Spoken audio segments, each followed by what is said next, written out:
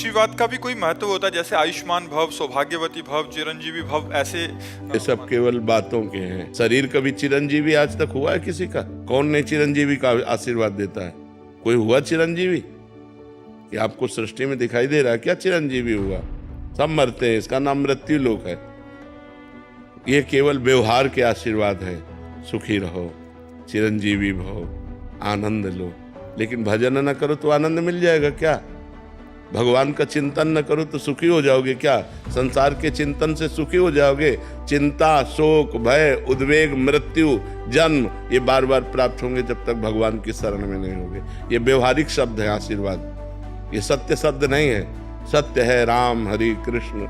जो भगवान का नाम जप कर रहे हो वो सत्य भगवान का नाम है। वही तुम्हें सुख प्रदान करेगा, वही तुम्हें आनंद प्रदान करे। चिरंजीवी आत्मा होती, कभी शरीर नहीं होते। बोले चरण छुअन, बोले खुशी रहो। वो खुशी ऐसे रहेगा, केवल कह देने से खुशी रहेगा। जब उसके अच्छे आचरण होंगे, वो भजन करेगा, वो सत्मार्ग में चलेगा। तो दुनिया में लाखों का मेला जुड़ा, हंसा जब जब उड़ा तो अकेला उड़ा। उसे अकेला भोगना पड़ता है, फिर नई योनियों में जाकर के दुर्गति भोगता है। इसलिए होश में रहो।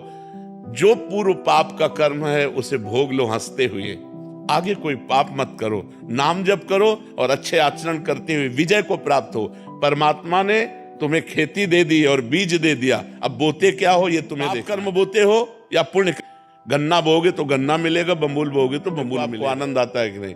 हम अंदर की तुम्हें बात कहते हैं। यदि तुमसे पाप कर्म ना हो तो आप देखो, आप सुख में ही डूबते चले जाओ। सर्व समर्थ पिता है जो तुम्हें दे दिया। तो प्रभु तो तब भी देख रहे थे जब आप पाप कर रहे थे। उस समय कुछ बोले थे क्या? तो जब परिणाम आएगा, तो चाहे मंदिर में हो और चाहे आप धाम में हो, वो अपने कर्म का फल भोगना पड़ेगा। या तो उसका प्रायश्चित कर लेते, या तो इतना भजन कर लेते। न भजन किया न प्रायश्चित किया तो कर्म भोग तो भोगना ही पड़ेगा। भगवान क्यों बचाएंगे? आपने भगवान को पुकारा क्या? आपने भगवान का भजन किया क्या? आपने भगवान की आराधना की क्या? क्यों बचाएंगे? पूरे संसार को छूट दे रखी है। तुम चाहे पाप करो चाहे पुण्य करो, अपने कर्म का फल भोगो या भजन करके भगवान को प्राप्त कर लो। पूरी स्वतंत्रता दे रखी है। ये कृपा का जो सेकंड जहां आपको मरना है वहीं मरना। हमारे शरीर को दंड मिलना है वहीं मिलना है, ये पहले से निश्चित हो चुका है। तुम कल को नहीं जानते हो, भगवान कल को भी जानते हो, आगे आने वाले कल को भी जानते हो, वर्तमान को भी जानते हैं।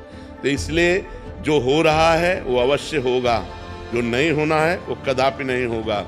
हम अपने आचरणों को सुधारें, आगे हमारा जो समय आने वाला है वो मंगलमय। तो हम इन बातों पे विश्वास नहीं करते कि बिल्ली रास्ता काट गई, हम चले किसी ने छींक दिया, बोले उसने नजर कर दी, कुछ नहीं कुछ नहीं। हम कहने 100-200 बिल्लियां तुम ऐसे निकाल दो, कोई फर्क नहीं पड़ेगा।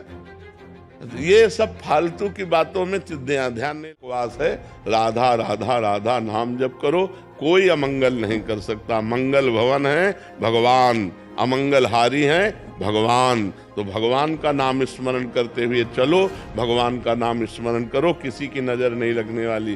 जब ऊपर वाले की नजर है तो किसी की नजर क्या बिगाड़ सकती है? ऊपर वाले की नजर टेढ़ी है तो किसी की नजर हमको बचा भी क्या सकती है? हमको ऊपर वाले की नजर पर ध्यान देना जो सबको देख रहा। करो भगवान का सुमिरन करो, जब चलो भगवान का स्मरण करो। दे उस समय नाम जप करके चलना, फिर अमंगल हो जाए तो हमें बताना। जहां जो जो अमंगल कहे गए हैं वो सब भगवान के विमुख जनों के लिए कहे गए हैं। जो भगवान का स्मरण करते हैं उनके लिए कोई अमंगल